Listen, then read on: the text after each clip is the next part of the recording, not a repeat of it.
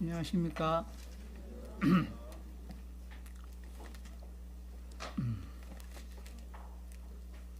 오늘 본문 말씀 먼저 펴도록 하겠습니다. 잠언 20장 12절에서 오늘 17절 말씀입니다.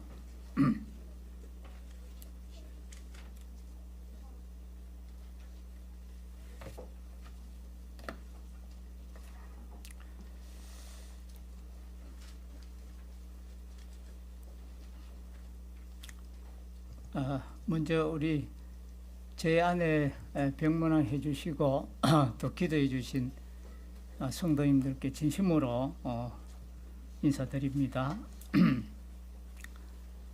저는 이제 평소에도 늘 아내의 귀함을 늘 알았는데 이번에 또 아내가 이제 없음으로 해서 이 돕는 배필의 역할이 얼마나 더 귀하다는 것을 많이 배우고 있습니다. 그저께는 이제 병원에서 아내가 머리를 좀 감겨 돌려고 해서 제가 이제 머리를 감겨주고 들어와서 이제 병실에서 드라이기로 머리를 이렇게 말려줬습니다. 그러니까 그 병실에 있던 연세 많은 그 할머니 한 분이 저보고 이제 저를 이제 시할 남편이라 하는 것 같더라고요. 시한 남편인 것 같아요. 저게 무슨 말씀이냐 저는 잘 몰랐어요. 그래 이제 아유 참 저런 남편을 둔 아내는 복을 받은 사람이다. 하여튼 뭐 좋은 말로 해주시는 것 같았습니다. 이제 오늘 본문 말씀을 통해서 저희들이 또 교훈을 받도록 하겠습니다. 잠언 20장 12절에서 17절 다 같이 한번 읽어보도록 하겠습니다. 시작. 듣는 귀와 보는 눈은 다 여호와께서 지으신 것이니라. 너는 잠자기를 좋아하지 말라. 내가 빈궁하게 될까 두려우니라. 내 눈을 떠라. 그리하면 양식이 족하리라. 물건을 사는 자가 좋지 못하다 하다가 돌아간 후에는 자랑하느니라. 세상에 금도 있고 진주도 많거니와 지혜로운 입술이 더욱 귀한 보배니라. 타인을 위하여 보증선자의 옷을 취하라. 애인들을 위하여 보증선자는 그의 몸을 볼모잡을지니라.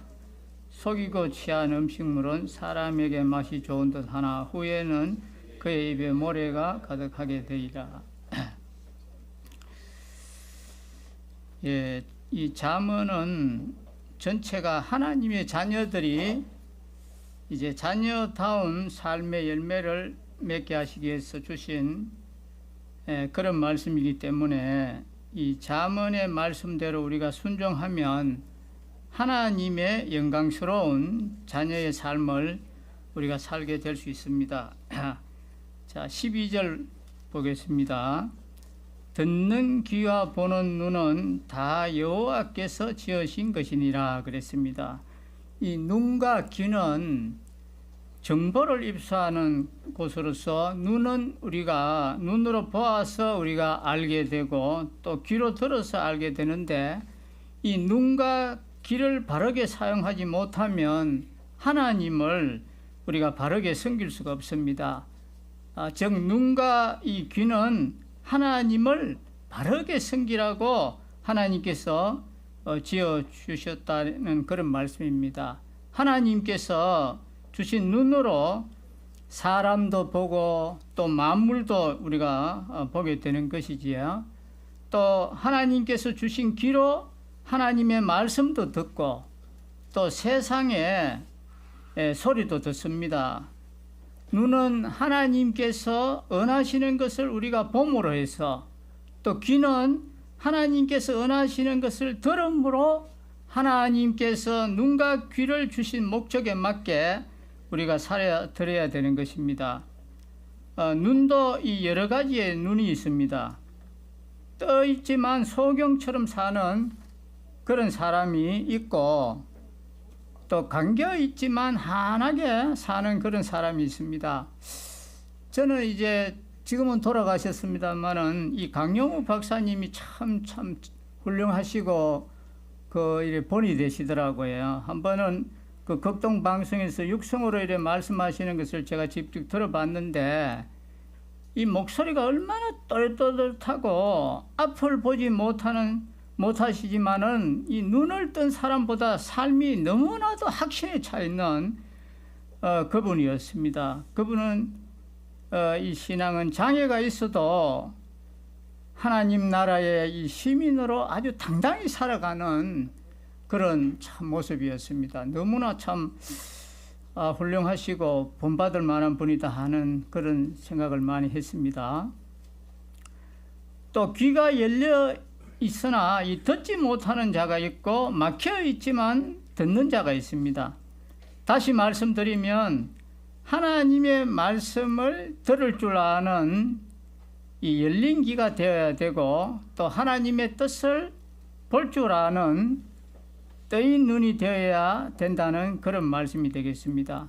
하나님께서 보기를 원하시는 것을 볼 줄 알아야 되고 하나님께서 듣기를 원하시는 것을 우리가 들을 줄 알아야 된다는 그런 말씀입니다. 겉모습을 보고 판단하는 자가 아니라 하나님께서 의도하신 바를 볼 줄 알고 들을 줄 알아야 된다, 이 말씀인 것입니다. 하나님께서 의도하신 바를 볼 줄 아는 눈이 바로 열린 눈인 것입니다. 또 하나님께서 의도하신 바를 들을 줄 아는 귀가 바로 이게 열린 귀입니다. 마태복음 13장 10절에서 16절 말씀을 보시면 제자들이 예수께 나와 가로되 어찌하여 저희에게 비유로 말씀하시나이까? 대답하여 가라사대 천국의 비밀을 아는 것이 너희에게는 허락되었으나 저희에게는 아니 되었나니 무릇 있는 자는 받아 넉넉하게 되되 무릇 없는 자는 그 있는 것도 빼앗기리라. 그러므로 내가 저희에게 비유로 말하기는 저희가 보아도 보지 못하며 들어도 듣지 못하며 깨닫지 못함이니라. 이사야의 예언이 저희에게 이루었으니 일러서되 너희가 듣기는 들어도 깨닫지 못할 것이요 보기는 보아도 알지 못하리라. 이 백성들의 마음이 완악하여져서 그 귀는 듣기에 둔하고 눈은 감았으니 이는 눈으로 보고 귀로 듣고 마음으로 깨달아 돌이켜 내게 고침을 받을까 두려워함이라 하였느니라. 그러나 너희 눈은 봄으로 너희 귀는 들음으로 복이 있도다 하라고 이렇게 말씀하신 그대로 예수님의 제자들은 이 영안이 열리고 또 영적인 소리를 들을 수 알았기 때문에 예수님께서 비유로 말씀하실 때 비유의 그 의도를 알아서 하나님을 섬길 줄 알았는데 이 반면에 이 바리새인과 이 서기관은 학식은 많았지만 예수님의 비유를 전혀 깨달을 수가 없었습니다. 예수님의 비유를 같이 들으면서 예수님의 제자들은 깨닫는데 왜 바리새인과 서기관들은 깨닫지 못했겠습니까? 그것은 바로 치우쳐 있었기 때문에 그렇습니다. 치우쳐 있으면 하나님의 말씀대로 들을 수가 없습니다. 즉 하나님께서 왜 그 말씀을 주셨는지 주신 의도를 전혀 깨달을 수가 없는 것입니다.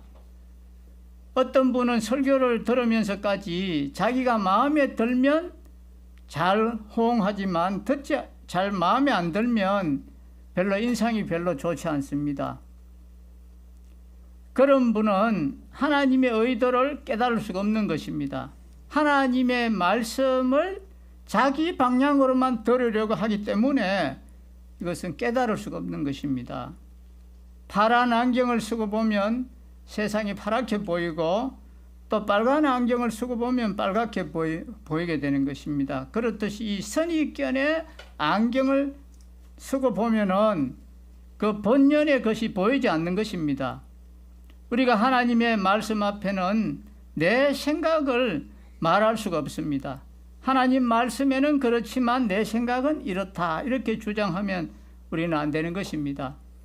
하나님의 말씀에 대해서는 모든 선입관념을 우리가 버려야 되는 것입니다. 하나님의 말씀은 말씀대로 듣고 말씀대로 믿어야지 내 생각대로 판단해서는 그걸 믿을 수 없다는 것입니다. 오직 깨닫게 해주시면 순종하겠나이다 하는 이런 마음으로 우리가 들어야 되는 것입니다. 우리가 사람을 만나서 대화를 나눌 때도 마찬가지입니다. 그 사람의 말을 그대로 듣는 사람이 있는가 하면은 어떤 사람은 도무지 믿지 못하는 그런 사람이 있습니다.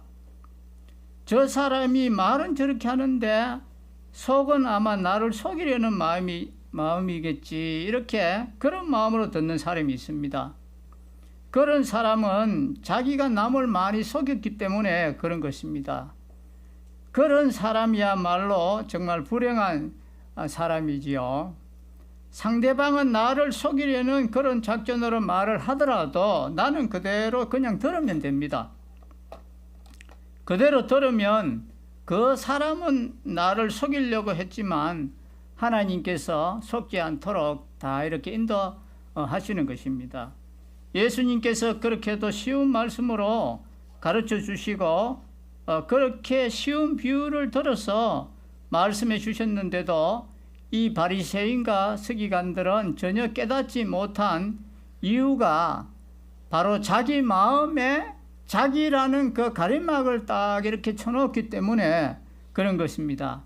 하나님의 말씀을 들을 때 이 순종할 마음으로 우리가 들어야지만이 깨달아지는데, 하나님께서 복 주시려고 주신 말씀이니까 이 감사한 마음으로 받고 순종해야 되는데 완악한 마음으로 이걸 받으면은 아예 안 받을 마음으로 그렇게 들으면 깨닫지 못하고 또 보아도 이게 깨닫지 못하는 것입니다. 어떤 분은 하나님의 말씀대로 순종하는 것을 겁을 내는 사람이 있습니다. 참 그런 사람을 보면은 안타깝지요. 어떤 분은 성경을 또 열심히 읽지 않는 이유가 혹시 거기에 깊이 빠질까 싶어서 못 읽는 분도 있습니다. 근데 이 성경에 빠지는 것은 괜찮습니다. 예수님께 빠지는 것은 괜찮습니다. 제가 그것은 분명히 제가 보장 드립니다. 절대로 괜찮습니다. 저도 말씀을 지금까지 계속 읽고 있지만은 아직도 한 번도 이 도가 넣어보지는 않았습니다. 그래서 어떤 신사는 부인에게 교회 가는 것은 허락하지만 너무 열심히는 가지 말라 이렇게 부탁하는 사람도 있습니다. 열심히 나가면 교회에 빠질까 싶어서 이제 대강 나가라고 그렇게 이제 부탁하는 남편들도 있습니다. 성경 읽는 것과 또 우리가 기도하는 것을 병행하면은 온전하게 되기 때문에 넘치는 그런 일은 결코 없습니다. 우리가 성경은 안 읽으면서 기도만 하면 문제가 생길 수가 혹 있을 수 있습니다. 그렇지만 성경을 읽으면서 우리가 기도하면은 아무 문제가 없습니다. 하나님의 말씀을 들으면 이 심령이 치료될까 봐 안 듣는 그런 사람도 있는데, 그런 사람은 정말로 어리석은 사람이지요. 그 사람은 마침 의사가 병을 고쳐줄까 봐 진찰하지 않으려고 하는 사람과 같습니다. 그러나 너희 눈은 봄으로 너희 귀는 들음으로 복이 있도다 그랬습니다. 이게 얼마나 복된 말씀입니까? 하나님의 말씀을 보는 이 눈이야말로 복된 눈이고 하나님의 말씀을 듣는 이 귀야말로 복된 귀인데, 예수님의 말씀을 직접 듣고 배운 제자들도 복을 받았지만 우리는 더 큰 복을 받았습니다. 예수님께서 말씀하신 것 중에 우리에게 꼭 필요한 말씀을 기록으로 남겨둔 것을 우리는 보고 읽고 듣고 있으니까 이거는 얼마나 복을 받은 사람입니까? 깨닫기 위해서 읽는 자가 복이 있고 또 순종하기 위해서 듣는 자가 복이 있는 것입니다. 하나님께서 모세를 불러서 애굽에서 고생하는 이스라엘 백성들을 이끌어내라고 하셨을 때 모세는 못 간다고 했습니다. 못 가는 이유가 말을 잘 못하기 때문에 나는 못 간다 했습니다. 그때 하나님께서 모세를 향해서 뭐라고 말씀했습니까? 누가 사람의 입을 지었느냐? 누가 벙어리나 기머거리나 눈 밝은 자나 소경이 되게 하였느냐? 나 여호와가 아니뇨라고 말씀하지 않았습니까? 하나님의 말씀을 믿고 순종하면 하나님께서 볼 수 있게 해주시고 말할 수 있게 해주신다는 사실입니다. 그래서 어떤 분은 나는 말을 잘 못해서 전도를 못한다고 하는데, 입을 지으신 분은 하나님이십니다. 하나님께서 가장 기뻐하시는 전도를 하는데 할 말을 안 주시겠습니까? 전도는 하고 싶은데 말을 못해서 안 한다면 이것은 하나님을 의지하고 한번 전도 한번 해보십시오. 하나님께서 틀림없이 전도할 수 있는 용기도 주시고 할 말도 주십니다. 입을 지으신 분이 바로 하나님이시기 때문에 그렇습니다. 여러분이 잘 아시는 이 게하시가 아람 군대가 이제 도단성을 점령했을 때 너무 무서워서 벌벌 떨고 있을 때 이 엘리사는 하나님께서 불말과 불병거로 도단성을 지키시는 걸 보았기 때문에 엘리사는 전혀 두려워하지 않았습니다. 엘리사는 영안이 열려 있었기 때문에 하나님의 군대를 볼 수 있었습니다. 그러나 이 게하시는 영적인 눈이 가려 있었기 때문에 하나님의 군대를 볼 수가 없었는 것입니다. 그래서 엘리사가 이제 이 게하시의 눈을 열어주시기를 하나님께 기도를 했더니 이 게하시의 눈이 이제 열려서 하나님의 불말과 불병거들이 아람 군대를 딱 이렇게 막고 있는 것을 본 것입니다. 그래서 우리 선지자님이 담대하신 이유가 바로 하나님의 이 군대 때문이었구나 하고, 하나님께서 보호하시기 때문이었구나 하는 것을 그때야 이제 알게 되었는 것입니다. 그렇습니다. 우리의 영안이 떠져 있으면, 우리의 영안이 열려 있으면 어디를 가든지 하나님께서 동행하심을 깨닫게 되는 것입니다. 어디를 가든지 하나님께서 동행하심의 은혜를 우리가 누리게 되는 것입니다. 동훈이가 이제 작년 6월에 필리핀에서 이제 한국으로 귀국했는데, 저희들은 이제 이 동훈이를 좀 빨리 취업시키려고 기업체나 또 뭐 공기업, 관공서, 미군부대 여러 군데를 은서를 냈는데도 오라고 하는 데가 하나도 없었어요. 그래서 동훈이 본인도 그렇고 저희 부부도 조금은 이제 좀 조갑정도 좀 나고 그럴 쯤에 이제 필리핀의 페이스 아카데미에 동훈이가 거기서 한 2년 동안 그 토드 선교사님 가정에서 하숙 생활을 했는데, 그분이 이제 오셨어요. 오셔가지고 수원 그 중앙기독학교에 오셔가지고 이제 동훈이 무슨 취업 자리가 없는지 좀 알아봐 주셨는데, 이제 필리핀 페이스 아카데미 학교하고 수원 중앙기독학교는 서로 이제 교류를 하는 그런 학교였어요. 그래서 이제 좀 일자리가 없겠나 이렇게 물어보니까 그 담당분이 초등학교 영어 그 언어민 교사가 필요한데 거기에 은서를 한번 내보라 이렇게 했어요. 그래가 동훈이가 이제 이메일로 그 접수를 해가 이제 은서를 내고 이렇게 했는데, 해서 이제 언제 이제 면접을 보는 날짜가 잡혔습니다. 그 면접 이제 보는데 그 이사장님도 오시고 또 교장 선생님, 또 교감 선생님, 영어 담당 선생님, 또 장애인 그 담당하는 선생님들이 다 오셔서 여러 가지 이제 질문을 했습니다. 그 중에서 이제 이사장님 권한이 제일 세니까 그분이 뭐 한 70% 많은 질문을 했어요. 그러니까 그분이 이력서를 보더니만 동훈이가 엠마오를 나왔다고 하니까 이분이 엠마오를 모르는 거라. 자기도 미국에서 한 10년간 공부를 했는데 나 그런 학교 못 봤다. 그렇게 했는데 마침 그 영어 담당하는 이분이 어디 사셨나 하면은 엠마오에서 한 3시간 좀 떨어져 있는데 자기가 거기에 살았는 거라, 미국에서. 그러니까 내가 그 학교를 잘 압니다. 거기에 내 친구도 거기에 갔고, 그 학교는 무슨 너무 보수적이지도 않고 진보적이지도 않고 아주 학교 좋은 학교입니다. 우리가 거기 학교하고 축구도 하고 좋은 학교도 하고. 그분이 설명을 잘 해줬어요. 동원이가 또 이야기를 하면 너무 또 변명한 것처럼 들리는데 그분이 하나님이 다 예비해 주셨어요. 아주 설명을 잘 해주니까 이사장님이 이제 그런 의문이 다 풀렸고 또 여러 가지 질문도 해서 이제 학교 학생들 앞에서 이제 한번 수업하는 것도 한번 공개 수업도 한번 하고 이래가지고 최종적으로 이제 가게 되었습니다.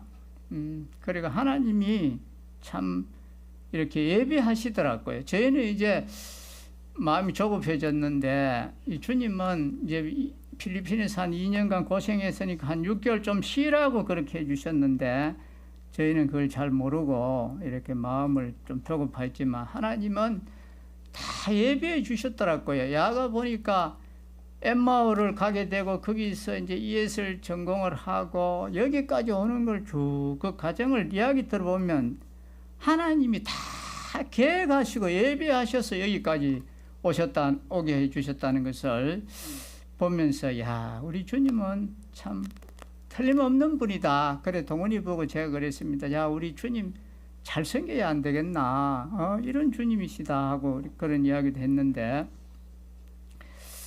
시편 94편 9절을 보시면 귀를 지으신 자가 듣지 아니하시랴 눈을 만드신 자가 보지 아니하시랴 라고 말씀하신 그대로 우리의 귀를 지으신 하나님께서 우리의 기도를 들어주시는데 우리가 염려할 것이 뭐가 있겠습니까? 또 우리의 눈을 지으신 하나님께서 우리의 모든 환경과 처지를 보시고 계시는데 우리가 염려할 게 뭐가 있겠습니까? 하나님 앞에 나가면 되는 것입니다. 주님 보시고 계시니 우리는 아무 염려할 것이 없다는 것을 알 수가 있습니다. 피조물을 볼 때나 하나님을 말씀을 볼 때나 우리가 올바른 눈을 가지고 볼 수 있도록 우리가 또 기도해야 되겠습니다. 자 이제 13절 한번 보십시다. 13절에 너는 잠자기를 좋아하지 말라. 내가 빈궁하게 될까 두려우니라. 내 눈을 떠라. 그리하면 양식이 족하리라 그랬습니다. 이 13절 말씀은 게으름을 경고한 말씀입니다. 잠자기를 좋아할 것이 아니라 기도하기를 힘쓰고 일하기를 힘써야 된다는 말씀입니다. 우리는 일하기 위해서 태어났습니다. 그렇다고 뭐 일만 하는 것은 아니겠지요. 잠도 또 자야 됩니다. 하나님께서 잠을 자기 위해서 우리의 고된 몸이 회복되도록 하셨기 때문에 잠도 우리는 적당하게 또 자야 됩니다. 그러나 잠자는 것을 좋아해서는 안 된다는 이 말씀입니다. 잠자기를 좋아하는 사람은 사명감이 없는 사람입니다. 사명감이 없는 사람은 게으르게 되어 있습니다. 이 잠언 6장 6절에서 또 11절에도 보면 이 게으른 자에 대한 경고의 말씀이 나오는데 게으른 자여 개미에게로 가서 그 하는 것을 보고 지혜를 얻어라. 개미는 두령도 없고 간역자도 없고 주권자도 없으되 먹을 것을 여름 동안에 예비하며 추수 때에 양식을 모으느니라. 게으른 자여 내가 어느 때까지 눕겠느냐? 내가 어느 때에 잠이 깨어 일어나겠느냐? 좀 더 자자, 좀 더 졸자, 손을 모으고 좀 더 눕자 하면 내 빈궁이 강도같이 오며 네 군핍이 군사같이 이르리라. 라고 이렇게 말씀하신 그대로 게으른 자는 개미에게 좀 배우라는 말씀입니다. 지금 열심히 하지 않으면 이 고생의 시절을 만나게 되니까 지금 열심히 일해야 된다는 말씀입니다.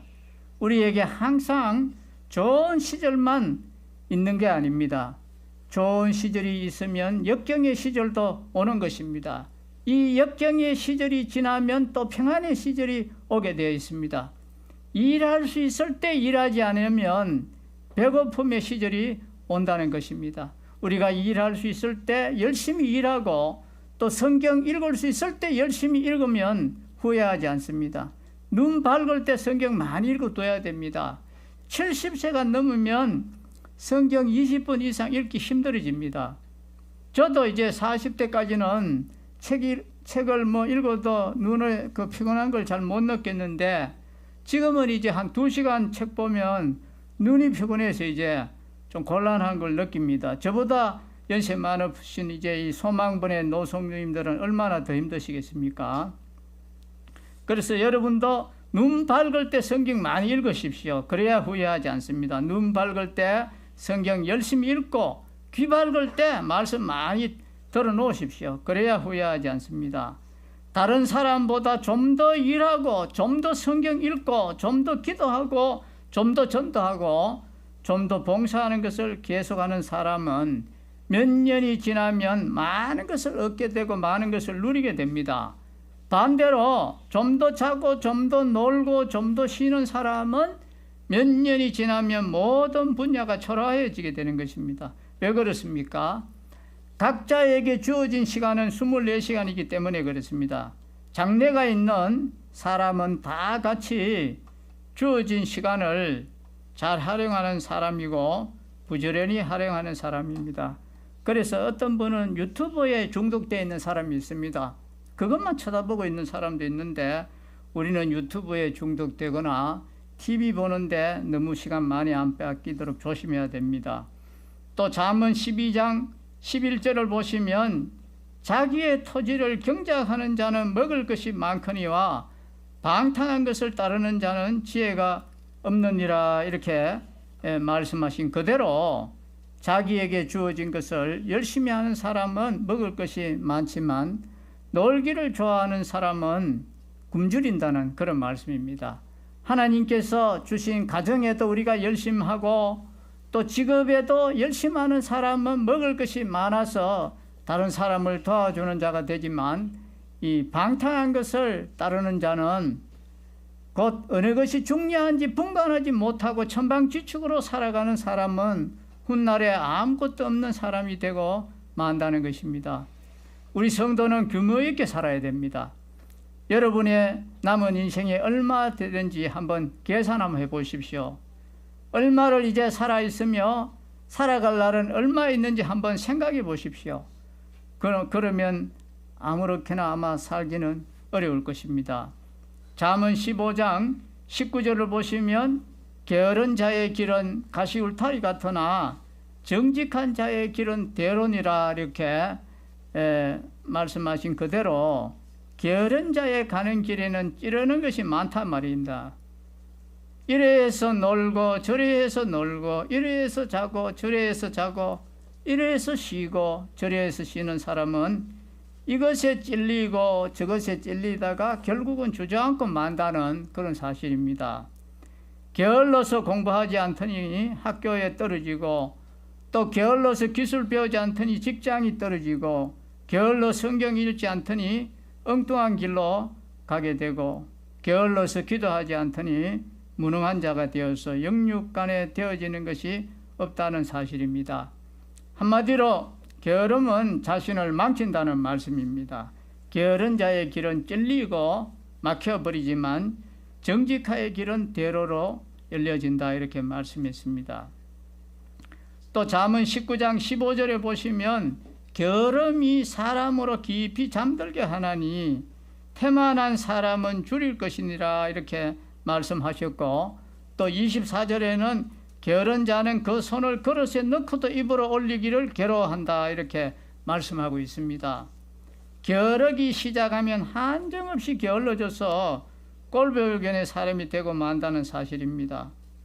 잠언 24장 또 30절부터 보시면 내가 게으른 자의 밭과 지혜 없는 자의 포도원을 지나며 본적 가시덤불이 퍼졌으며 거친 풀이 지면에 덮였고 돌담이 무너졌기로 내가 보고 생각이 깊었고 내가 보고 훈계를 받았으노라 이렇게 말씀하신 그대로 게으른 자의 포도밭에는 가시덤불이 퍼져 있는 것과 돌담이 무너져 있는 것을 보고 생각이 많았다는 것입니다. 하나님께서 왜 이렇게 게으름에 대한 교훈을 여러 번 말씀했겠습니까? 실패하기 쉬운 부분이기 때문에 반복해서 그렇게 말씀해 주시는 것입니다. 우리 성도는 잠자기를 좋아할 것이 아니라 하나님 뜻대로 살기를 우리는 좋아해야 됩니다. 내 눈을 떠라 그리하면 양식이 족하리라 그랬습니다. 우리는 의식적으로 게으름을 물리쳐라는 말씀입니다. 의식적으로 게으름을 물리치고 열심히 일하는 사람은 하나님께서 주시는 여러 가지 은혜를 누리게 된다는 그런 말씀입니다. 데살로니가 후서 3장 10절을 보시면 누구든지 일하기 싫어하거든 먹지도 말게 하라라고 사도 바울이 강력한 말씀으로 충고를 해주셨는데, 일하기 싫어하는 사람은 살 가치가 없는 사람이라는 말씀입니다. 일은 이 생존과 관계되기 때문에 그렇습니다. 육신의 일은 육신의 생존 관계가 있고 영의 일은 영의 생존 관계가 있습니다. 육신의 일을 열심히 하는 사람은 육신의 만족을 누리게 됩니다. 영적인 일을 또 열심히 하는 자는 영적인 그 건강을 누리게 되는 것입니다. 예레미야 또 48장 10절에 보시면 여호와의 일을 태만히 하는 자는 저주를 받을 것이요 자기 칼을 금하여 피를 흘리지 아니하는 자도 저주를 당할 것이로다. 이렇게 말씀하신 그대로 하나님의 일을 태만히 하는 자는 저주로운 존재라는 말씀입니다. 하나님의 자녀가 하는 일은 다 하나님의 일입니다. 기도하는 것이 하나님의 일이고 또 전도하는 것이 하나님의 일입니다. 봉사하는 것도 하나님의 일이고 형제를 섬기는 것도 하나님의 일입니다. 기도를 태만히 하고 전도를 태만히 하고 봉사를 태만히 하고 형제 섬기기를 태만히 하는 자는 저주를 받지만 반대로 열심히 하는 자는 하나님의 복을 받는다는 말씀입니다. 언제든지 소극적인 말씀 배후에는 이 적극적인 말씀이 있다는 사실을 우리가 알아야 되는 것입니다. 자, 14절 한번 보십시다. 물건을 사는 자가 좋지 못하다 하다가 돌아간 후에는 자랑하느니라 그랬습니다. 꼭 이 말씀 그대로 맞습니다. 물건을 산 때는 우리가 온갖 트집을 잘 잡잖아요. 근데 집에 가서는 야, 이런 좋은 물건을 사게 샀다고 자랑하지 않습니까? 그래, 이처럼 남의 손에 있을 때와 자기 손에 있을 때 보는 눈이 다르다는 것입니다. 한마디로 인간은 부족한 존재라는 그런 말씀입니다. 대부분의 사람들은 자기에 대해서는 변호적이고 다른 사람에 대해서는 나쁘게 말을 합니다. 같은 물건을 가게에서는 좋지 못하다고 말했다가 집에 와서는 좋은 물건 샀다고 자랑하는 이런 이중적인 모습을 우리가 갖고 있습니다. 그런데 우리 성도는 같은 표준으로 우리가 살아야 되는 것입니다. 우리 성도는 다른 사람의 것도 존중히 여기고 내 것도 존중히 여기는 같은 표준으로 살아가야 되는 것입니다. 자신에 대해서도 진실하고 다른 사람에 대해서도 진실해야 되는 것입니다. 그런 사람은 하나님께도 인정받고 사람에게도 인정받는 것입니다. 하나님은 예식하는 자를 싫어한다고 했습니다. 자, 이제 15절 보십시다. 세상에 금도 있고 진주도 많거니와 지혜로운 입술이 더욱 귀한 보배니라 그랬습니다. 세상에서는 금은 보석을 아주 귀하게 여깁니다. 그러나 그것들보다 더 귀한 것이 바로 지혜로운 입술인데, 이 지혜로운 입술이란 어떤 입술일까에 대해서 많은 이 주경학자들은 하나님의 뜻을 말해주는 바로 이 잠언이라고 그렇게 말을 합니다. 여호와를 경외함이 지혜의 근본이요 지식의 근본이라고 했는데, 그것을 말해주는 이 잠언이야말로 보배 중에 보배라. 이 보배를 다른 사람에게 전해주는 입술이야말로 보배 중에도 보배가 된다는 것입니다. 존귀한 자가 되려면 존귀한 말을 해야 됩니다. 금은을 가졌기에 존귀한 자가 아니라 존귀한 말을 하는 자가 될 때, 즉 생명의 복음을 전해주는 자야말로 진정으로 존귀한 자인 것입니다. 고통 가운데 있는 자, 어려움 가운데 있는 자에게 생명의 말씀으로 위로해주고 일깨워주는 그 사람이야말로 존귀한 사람입니다. 하나님의 말씀으로 낙심된 자를 일으켜준다면 그 사람은 얼마나 존귀한 사람입니까? 욥기 22장 24절부터 보시면 내 보배를 진토에 버리고 오빌의 금을 강가의 돌을 버리라. 그리하면 전능자가 네 보배가 되시며 내게 귀한 은이 되시나니 이렇게 하나님께서 욥을 통하여 말씀해 주셨는데, 우리나라에 아마 최영 장군도 황금을 보기를 돌같이 여기라는 말을 남겼는데 혹시 잠언에서 배웠는지 모르겠습니다. 세계에서 제일 좋은 금이 오벨에서 나는 금이라고 하는데, 그 좋은 금을 강가의 돌을 버리라는 말은 보배를 믿지 말라는 그런 말씀입니다. 즉 물질을 믿지 말라는 말씀입니다. 돈을 믿지 말라는 말씀입니다. 재물과 하나님을 겸하여 섬길 수 없습니다. 돈이 최고라고 하는 사람은 하나님을 전폭적으로 의지할 수가 없습니다. 보배가 최고라고 하는 사람은 하나님을 온 마음으로 의지할 수가 없습니다. 욥기 22장 22절에서 29절에 보면, 이에 내가 전능자를 기뻐하여 하나님께로 얼굴을 들 것이라. 너는 그에게 기도하겠고 그는 들으실 것이며 너의 선한 것을 내가 갚으리라. 내가 무엇을 경영하면 이루어질 것이요 내 길에 빛이 비치리라. 내가 낮춤을 바꾸든 높아지리라고 말하라. 하나님은 겸손한 자를 구원하시느니라 했습니다. 이 얼마나 복된 말씀입니까? 오빌의 금을 강가의 돌에 버리고 전능하신 하나님을 보배로 삼아 순종하는 자는 하나님께 쓰임받는 귀한 인물이 된다는 말씀입니다. 예수님을 모셨습니까? 최고의 보배를 가졌습니다. 하나님을 의지하십니까? 최고의 보배를 가졌습니다. 금과 은은 잃어버릴 수 있지만 하나님은 항상 함께 하십니다. 영원히 함께 하십니다.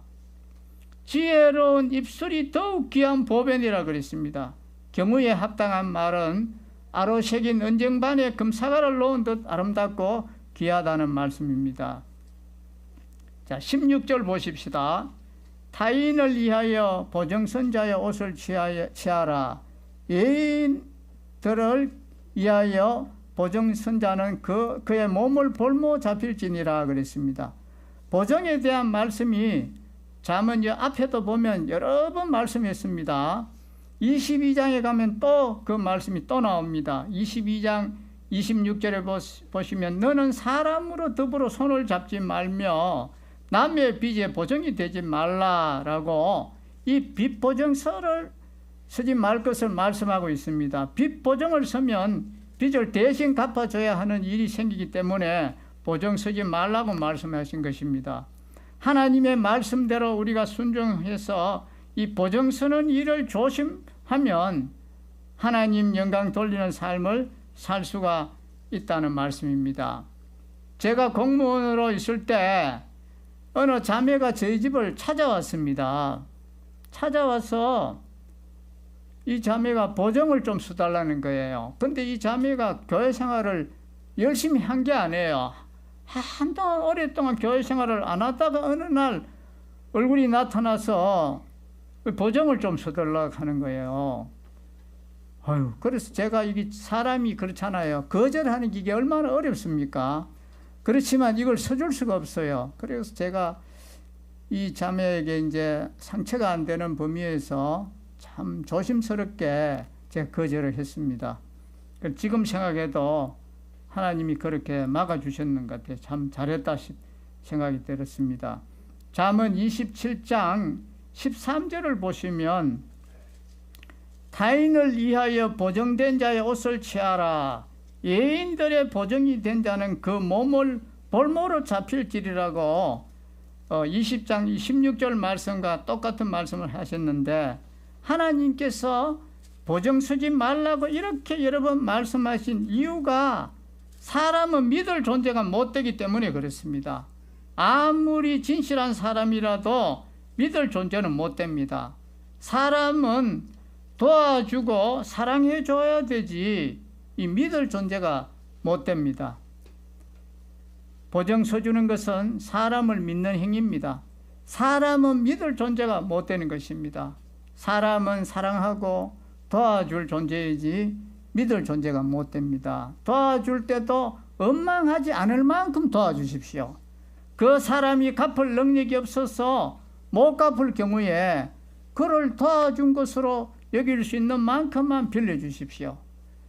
빌려달라는 대로 다 빌려줬다가 못 받을 경우에는 사람이 원망하는 마음이 생기고, 또 원망하는 마음이 생기면 그를 위해서 기도도 안 되고 또 사회도 안 좋아지게 되는 것입니다. 그래서 하나님 말씀대로 우리가 순종해서 보증 서지 않으면 실패하지 않습니다. 하나님의 말씀으로 이렇게 가르치 드리는데도 할 수 없더라면서 보증서 주고 실패하는 분이 생기는데, 보증서 달라고 계속 부탁하는 분이 있거든. 보증보험을 소개해 주십시오. 지금은 보증보험 제도가 잘 되어 있으니까 말하기도 참 좋지 않습니까?